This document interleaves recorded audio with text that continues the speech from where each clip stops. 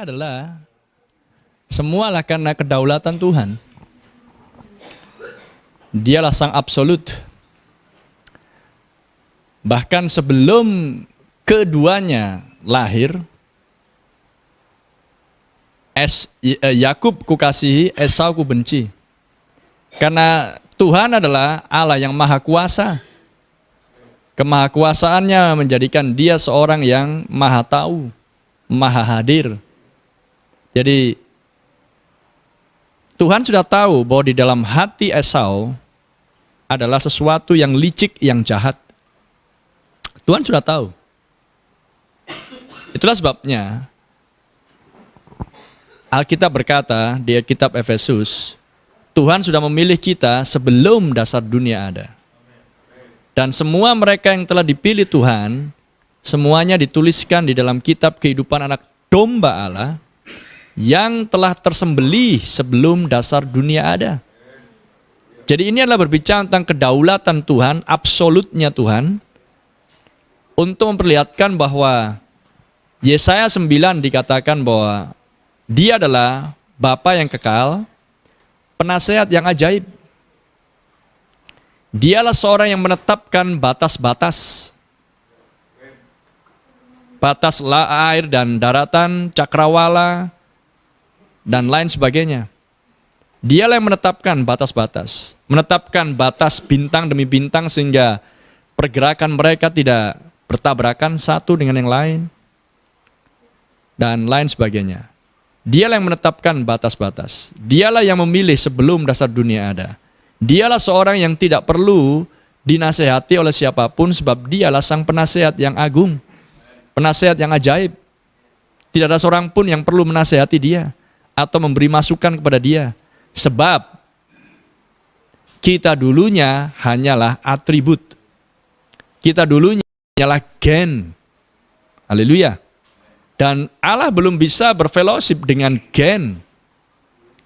Allah hanya bisa berfellowship dengan anak-anaknya ketika anak-anaknya menjadi tubuh manusia. Barulah Tuhan bisa berfellowship dengan atribut-atributnya atau gen-gennya yang sudah dia miliki sebelum dasar dunia ada. Dan kembali kepada penetapan dan penentuan dan predestinasi dan pilihan, maka Tuhan dari sejak awal memiliki kehendak yang sempurna. Jadi di dalam kehendak yang sempurna, tidak ada pelanggaran, tidak ada kesalahan, yang semuanya itu dihasilkan oleh dosa. Itulah kehendak Allah yang sempurna. Dan di dalam Tuhan, di awal mulanya tidak ada seizinnya Allah. Jadi, jawaban yang tepat untuk menyusun jigsaw puzzle. Kenapa kok Esau pun berusaha jadi orang baik, berusaha bertobat, berusaha hidup dengan benar di hadapan Tuhan, toh tak bisa juga. Demikian juga dengan Fir'aun, sudah berbuat baik kepada orang-orang Israel, toh juga tidak selamat. Maka untuk menghubungkan jigsaw puzzle itu, jawabannya adalah di dalam diri Allah terdapat banyak atribut. Catat dan jangan sampai lupa. Allah adalah sang kasih, maka dibutuhkan kebencian untuk mengekspresikan kasih. Amin. Bisa nangkap?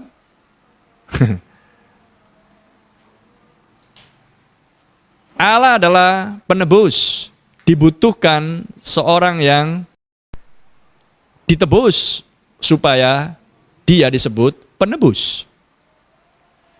Penebusan artinya adalah mengembalikan kepada posisi atau pemiliknya yang semula. Dan sebagai anak-anak Allah yang dulunya tinggal di dalam firman-Nya, maka kita dulunya sudah keluar dari firman, dan kita tidak bisa kembali lagi kepada firman sebelum kita beroleh pendamaian.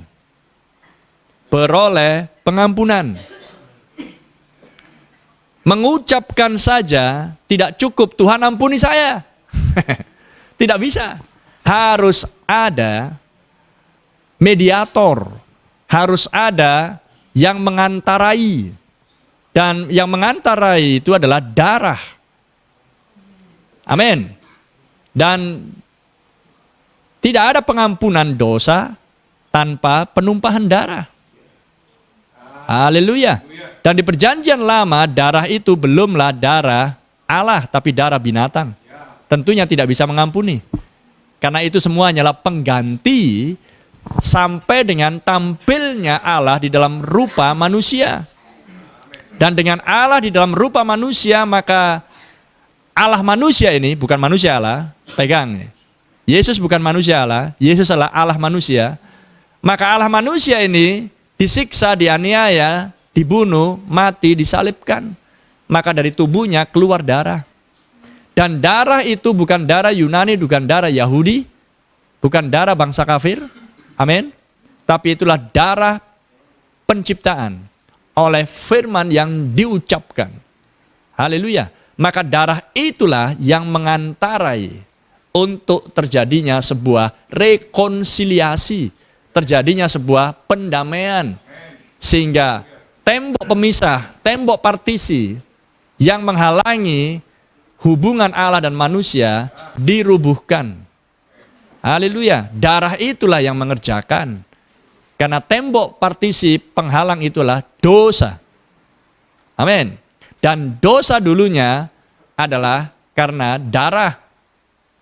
Maka darah ganti darah. Amin. Terpuji nama Tuhan. Bisa menangkap? Ya, jadi untuk menghubungkan jigsaw puzzle itu ya harus itu. Di dalam diri Allah banyak atribut. Kapan Allah bisa menjadi penyembuh? Harus ada yang sakit.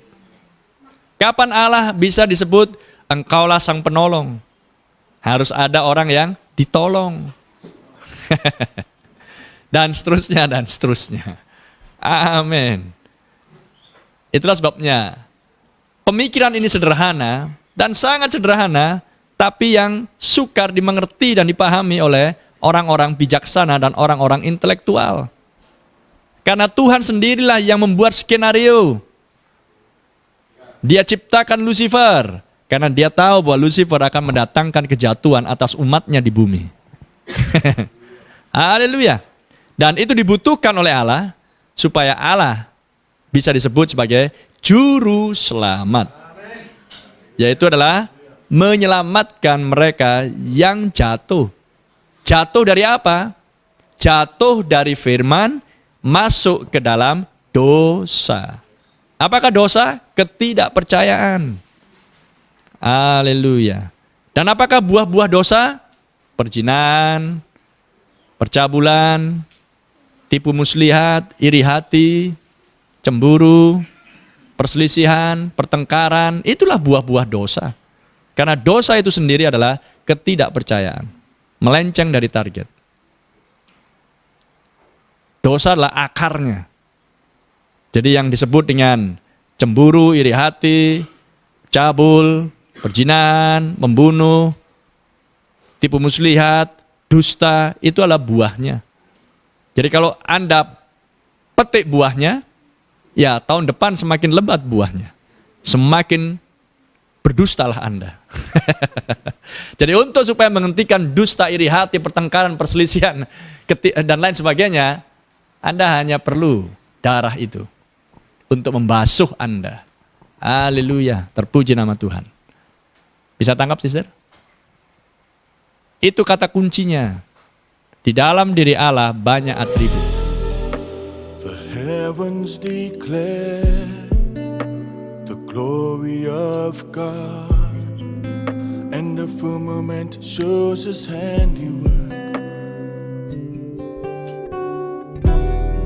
There is no speech, no language, where their voice is not